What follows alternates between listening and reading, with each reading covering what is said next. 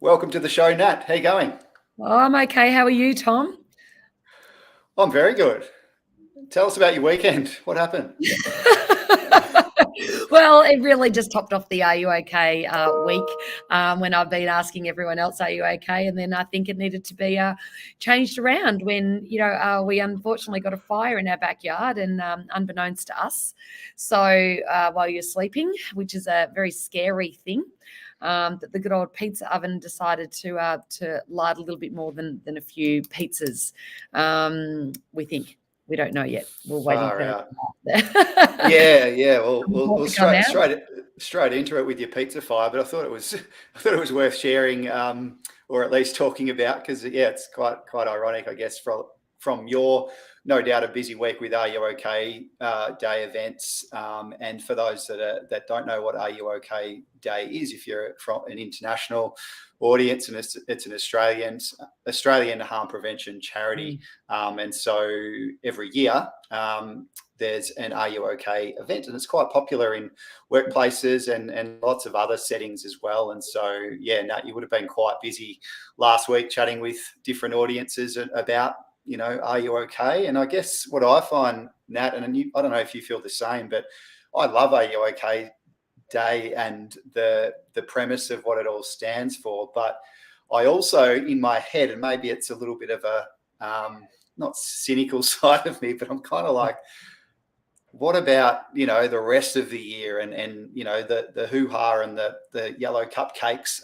Kind of in some way it makes me think, is this sometimes a bit tokenistic, perhaps, if you weren't feeling great and then your workplace is getting around you with cupcakes for one day and then it all disappears? I guess if your workplace isn't consistent with providing, I guess, or having those conversations regularly, or the managers perhaps aren't ideally trained in this. So I think today it'd be great if we could talk about the framework of how you kind of approach Are You Okay Day. And also, I think some people are getting more confident with checking with their friends and colleagues. I definitely am, but I still feel like maybe there's quite a few people that are just still unsure about how to check in with their colleagues or their friends, and be quite confident with it. So that's probably a good place to start. When you're having a conversation, where do you start, or how do you check in with people? What's a good Yeah. approach?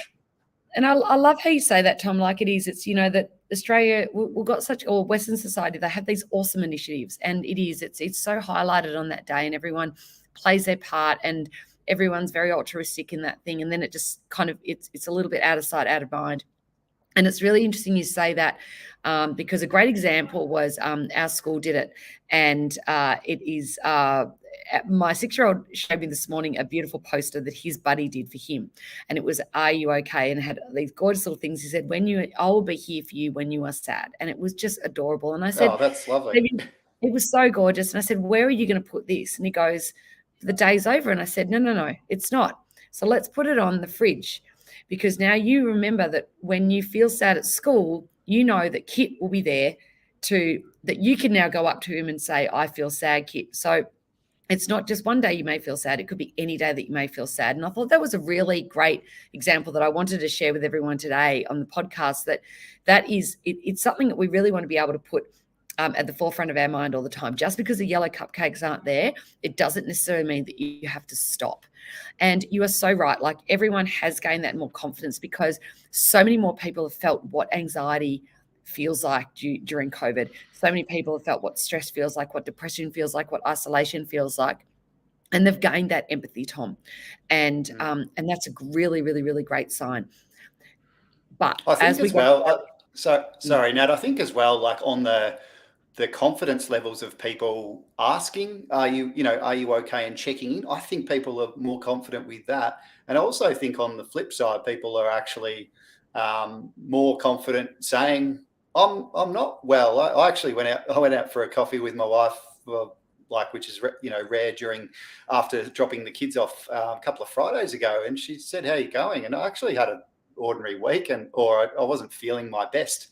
And she said, "Are you okay?" Because she could probably tell something was up. And I was like, actually, no, I'm not, I don't feel good. And it's kind of, it felt a bit not unusual for me to be, like being just very honest, but I couldn't really put my finger on what was NQR with me at the time. But in my, if I go back a couple of years, I probably would have said, yeah, no, I'm feeling it, I'm fine, whatever. So yeah, it's quite interesting how I think confidence has been built, or awareness has been built, both sides. And how much better when, when your wife did that you then all of a sudden know, that it kind of ups your trust as well. Like, and that's Exactly. what we want to see in workplaces too, is that we want to be able to create that psychological safety. And part of that, well, the core component of psychological safety is trusting. Is trusting that your manager or your leader is going to do the best thing for you, is trusting that your colleagues have got your back and are not going to, stitch you up in any way if you do say something that's going to actually be used against you. And so we need to keep on breaking down these barriers, because there's many industries out there that they feel still that if they do speak up, that they are at risk of losing their jobs, that they are at risk of getting demoted or not getting promoted. And it's actually untrue. So it's more that if we can address something, the better we can create that sense of the environment that's going to work for everyone, and then therefore increase the productivity and performance of a team. So as a leader, this is not only, I suppose, from a personal aspect, a great thing to do and an altruistic aspect, but it's also from a performance aspect that's actually got some great merit too. And this is where, I don't know if you've got the 8 steps coming up, or you've got that infographic, Tom, that you wanted to share with everyone, or maybe after the show you could potentially do that. But that we tried to break it down at Connect Psych, or elongate it, create or expand it from the Are You OK model into looking at what can create that psychological sense of safety, both for the person who's asking and also the recipient. It's a great way, our Are You OK is to then keep on checking in with yourself. Because if we want to be able to check in with someone else, we also want to check in with how we are going right now. What's our energy like? And if we feel that we have the good energy to be able to ask these people, the recipient or an individual, how are you going today? Do we have the time to follow them through to getting the right support? And when we can, then we feel that, that person may not have a gap in their day. We have a gap in our day. Where can we then ask them? And the environment is a really important component as well. Creating a calm sense of environment, maybe not in the tea room, or maybe not just before a Zoom meeting, depending upon the hybrid workplaces that we're still finding ourselves in. Where can be an environment that both of you can feel quite calm in, because that expanded area, like, especially in Australia, we're so lucky to be able to have so many parks on our doorstep, to have beaches on our doorstep, and to have vast open fields, because that's going to make people feel that they can escape. That can, and I didn't mean it in that way. I meant like not feeling compounded. I used to say, like last week, it's like getting a puppy or a dog, and when we push them into a corner and they feel really heightened, what are they more likely to do? They're more likely to bite. And individuals doing the same things. If we're going to be very in someone's face and say, how are you? Are you okay? People are more likely to shut down. So we want to be able to create that sense of openness, okay, because then that allows them that freedom there.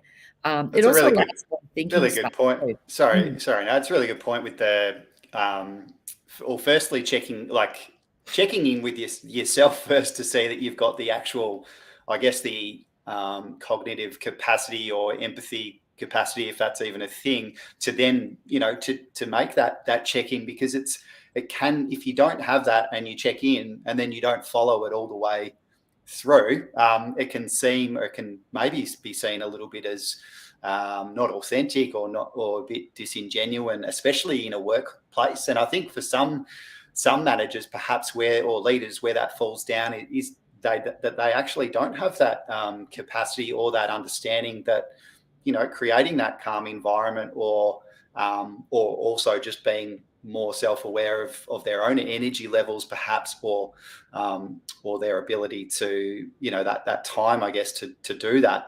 That then can lead to lack of trust down the track if they're not following people all the way through. I'm going to put my hand up and say, I reckon I've done that as a ordinary manager in a past life, and still need to be aware of that myself. Yeah. And it's interesting also, Tom, is that if you don't have that capacity, because we know we're really, a lot of people are burning the candle at both ends. And I'm included, like there's days where I'm like, I feel so fed up. The last thing that I could do would be to check in with someone else in my personal circle. There's some days where I'm like, all I want to do is just go home, read a book and just have a shower and just kind of, numb out. But that's not to say, if you're really worried about someone, that if you have a great colleague, a great leader, someone that you trust, that you could confide in to say, look, I don't feel that Joe's doing so well right now. I'm feeling pretty ordinary, or I'm not at capacity to check in, but I think that we do need to check in quicker or sooner rather than later. Can you do it? So we don't have to let that person go, stand there and to wait till we're ready. We can have someone in our corner who we trust, who we know that is going to also be ethical and empathic, and not, dare I say, like a gossiper, is actually generally going to follow them through and to say, do you have this capacity? Because someone's, might need to check in with Joe sooner rather than later. I can't right now. Can you? So you can do this with a buddy. You don't think you need to do this by yourself. But when we say, warrant that with caution, because we don't want it to create as a gossip. And the reason I say that is because once we get to step 3, so we've found an environment, it's either yourself or a colleague, we want to bring that objective observations to the conversation at the start. We want to strip out opinion. We don't want to say, oh, every time you're speaking to me, I feel like you're being rude, right? Rather, is over the past couple of weeks, I've noticed that every time we have a conversation, you feel a bit heightened. Okay. Or every time we're having a conversation, I've noticed that, you're giving me one-worded answers. Okay. So we can then bring these conversations, and we can have these other observations. Like, I've noticed that, Friday night drinks may have ignited back for the company. I've noticed you haven't come yet. Or, I've noticed every time that, we've been doing a Zoom meeting lately that your camera's been off. Now, bringing these observations into a conversation is a great starter, but it's also a neutral way to enter a conversation. Again, we've created the environment, the right environment. We want to create the great words. Okay, we don't want the opinions can be a little bit abrasive at times. And this is just a great way just to be able to jot some things down that you may be worried about seeing them over a week or 2 weeks. The flip side to this is that it can actually create a positive outcome. Oh my goodness, I can't believe that my camera's been off the whole time. Why hasn't anyone told me? I'm so sorry.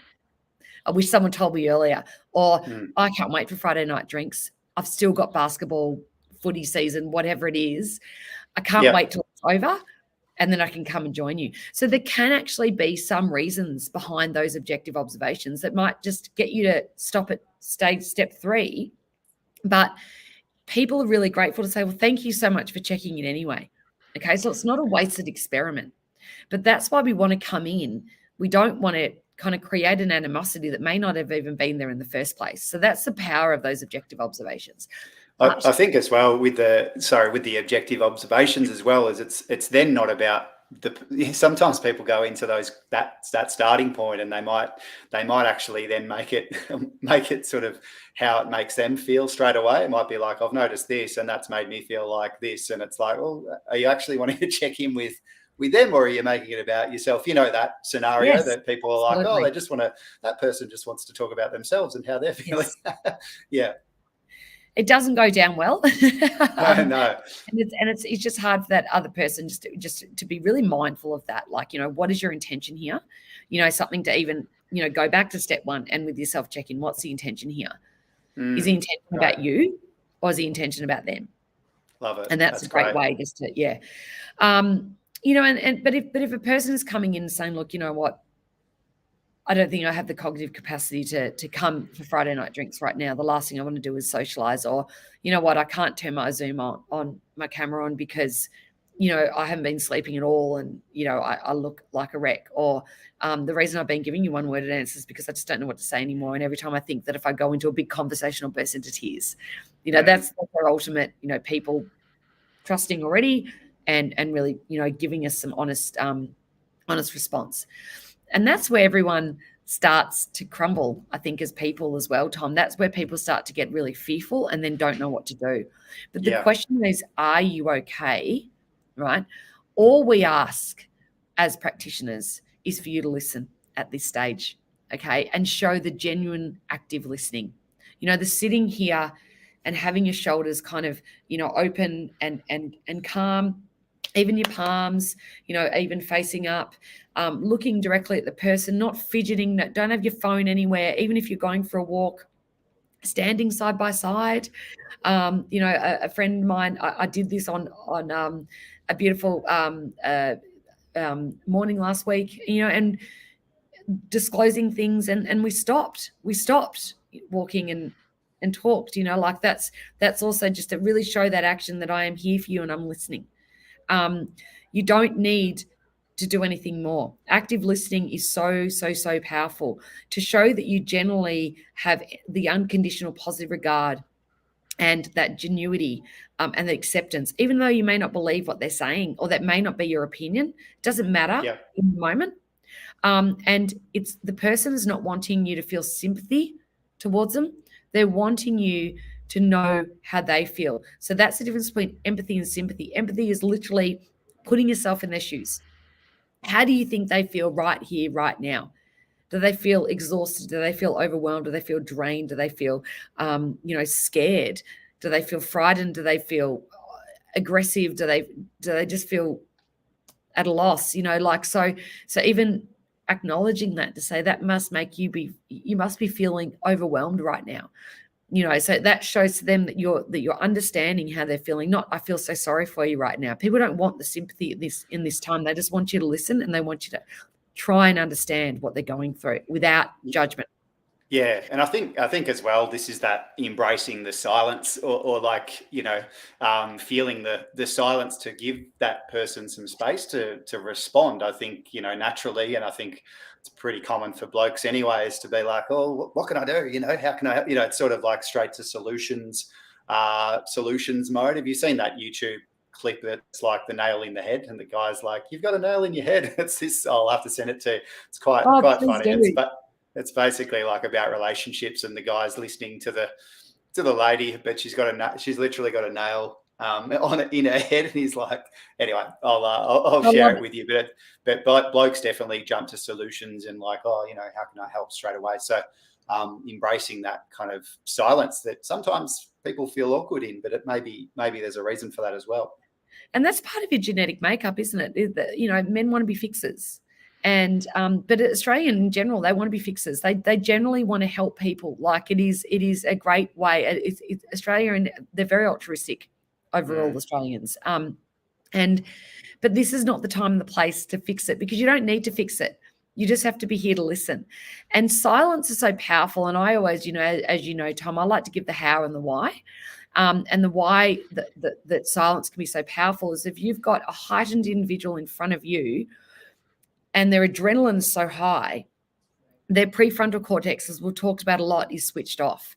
Now, that's where the rationalism is there. That's where the organization of words, that's where the memory is. So when you've got a heightened individual, and we see this even in kids, when they're having a tantrum or when they're very frightened, you just want to stand there and you just want to get them to breathe, and you just want to get them to calm down. And you don't need to say, oh, I'll be all right. Oh, don't worry, you can go into school, blah, blah, blah, blah. They're not listening to that because their body is telling them, I need to get out of this situation. And it's very similar to the person that might be in front of you, is that their adrenaline might be really pumping away. They may not have said this before. They may not have understood it before. Okay. This is something that we want to be able to provide them, that silent space for them to be able to get their thoughts in order. But even our body language in these times, it's a bit of a monkey see, monkey do here in this scenario, is that the more we can just provide them just as a listener, the more they're going to start to regulate and then calm down. Once they start to calm down, this area fires up. And what we know is that within, say, even 10 to 20 minutes of having these conversations, that the elevation of the language starts to become a lot more coherent and clearer. And because they're getting their thoughts in order. Now, if you're going to continually interrupt that, you're not going to allow them to get their thoughts in order. And all that they're going to feel is frustrated. So silence is really powerful in that. So blokes out there, if you can just remember that there is a reason why that we're silent, it's not a feminine thing, or it's not something we just need to do. That's the reason. Then try and bring that in, or even if you want to interject, maybe even have something that might be in your hand to remind you not to yet. Especially if they haven't finished that sentence off. It's okay to be silent.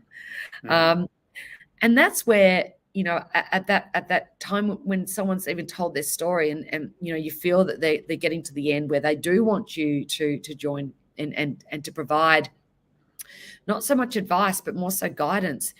This is where we can protect our own boundaries. And I do this even as a psychologist. I still do this in friendships. I'm not a psychologist in my friendship groups or in my family groups, right? Even though I'm not a therapist, or even though I'm not your therapist, I am here to help. We will work on this together. Okay. Someone just wants it. You got to understand the vulnerability here. And when we hear vulnerability, they feel like they're the only people in the whole world that's going through this right now. Okay. And that's their world. Okay. If you're standing there as that confidant to take them to the next step, to know that they're not going to be abandoned, that is the best thing you can do. You are not there to solve the problem. Okay. You are there to guide them to trying to find the solution. It's a big difference there. Yep. So if you can then turn around and say, look, I'm not your therapist here, but you know what? Let's call your GP.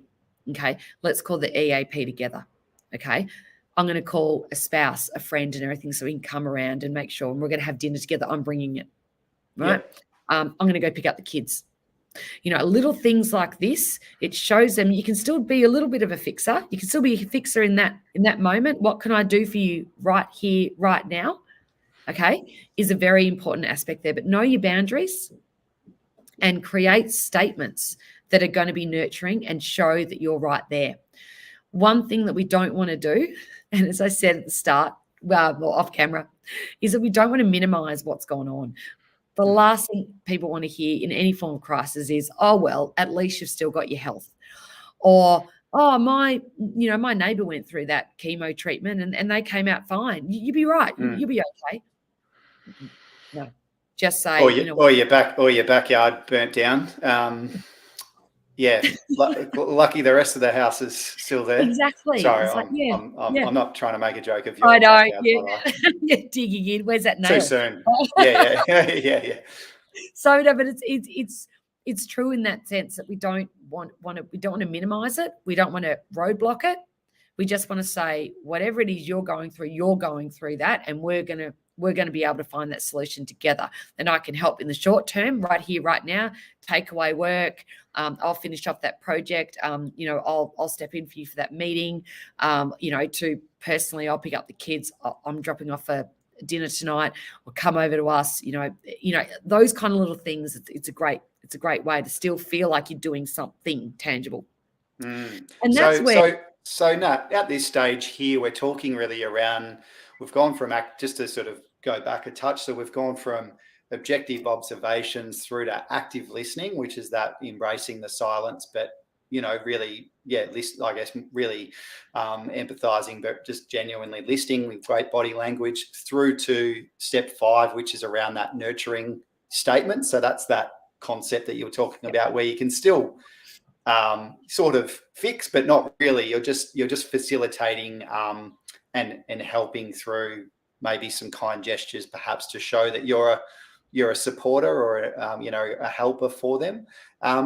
Beyond that, is it really going into like at that stage? Is this where you need to make, as the active listener and as the helper or the person that's asked, "Are you okay?"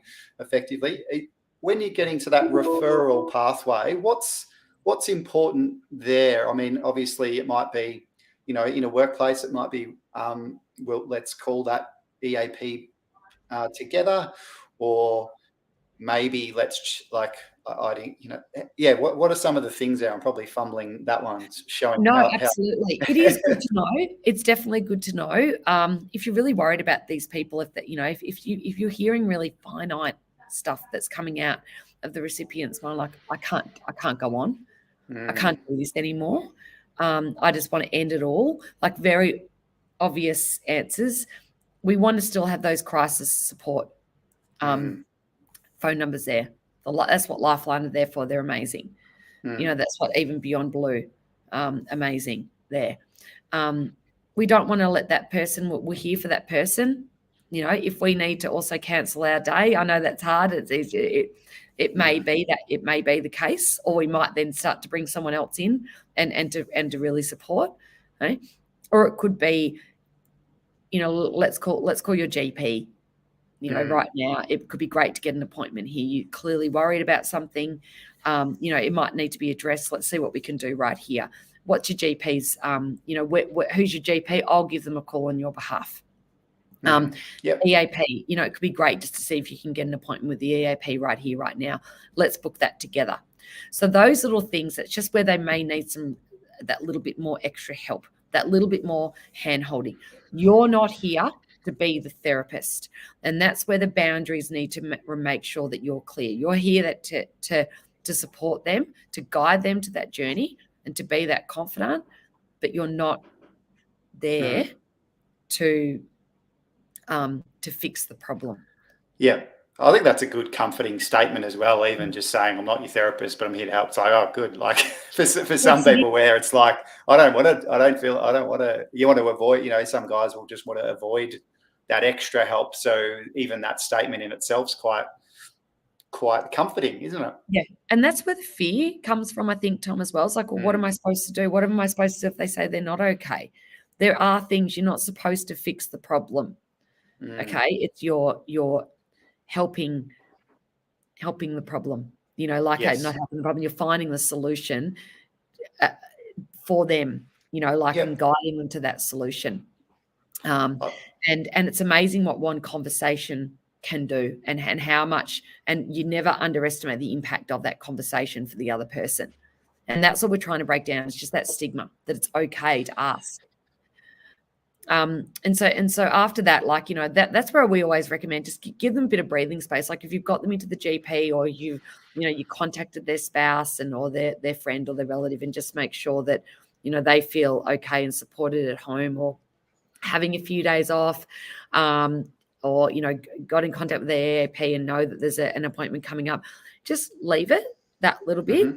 And there's no hard and fast rule here. It could be around 1 or 2 weeks. But it's up to you and how you feel. But it's always really important to check in again. And again, if you have those objective observations, that they may start coming to Friday night drinks, or they may start turning their camera on, okay, or they may be a bit more positive in the way they're responding to you. Again, go back to step 3 and say, hey, I've noticed that, there's a bit more pep in your step because, you're giving me a lot more conversation, or you're turning your screen on, or, you're coming to Friday night drinks, and how's it going? So again, you're not prying, you're just rechecking in. Right? And if that person wants to give you, that a little bit of snippet of that information, that's great. Okay. And that's all you need to do. Okay. But that I think as well, Tom, is that as leaders, we don't want to forget that if we're continually doing this, if we're continually looking out for our own stuff, it starts to lead by example, which then infiltrates down to that psychological safety yet again.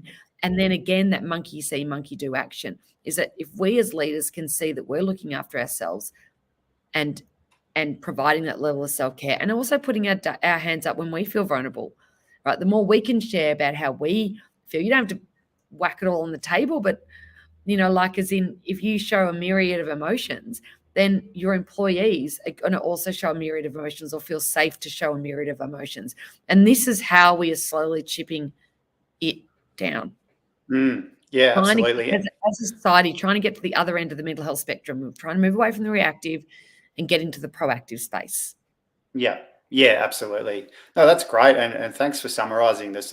There's some great knowledge to come out of that. And one other thing in a workplace setting, as we know by the research, is that because of hybrid working now and remote working, we're dealing with a bit of a loneliness pandemic as well, or especially for those that are in a hybrid workplace. and one of the biggest influences over your, I guess, the workplace's ability to be psychologically safe is actually the ability of the manager to check in one-on-one and almost bespoke the management style to the individual, which is actually a big change from many years ago, which was a bit of a top-down situation, or that's a bit of a generalization, but in this current environment, and it will be like this for the future, it's that every individual has their own set of circumstances in their work, in their home, and work, and their family life integration a lot more. So the ability for the manager to follow these steps and be quite confident in them is massive, and can have such a big impact on the well-being of every individual in their team. So it's got to be like one of the biggest focuses for workplaces, I think, is to ensure that, yes, we want everyone to be able to check in with each other, but probably as valuable is the leader or the management or the team leaders being able to do this really well as a really key skill for the future.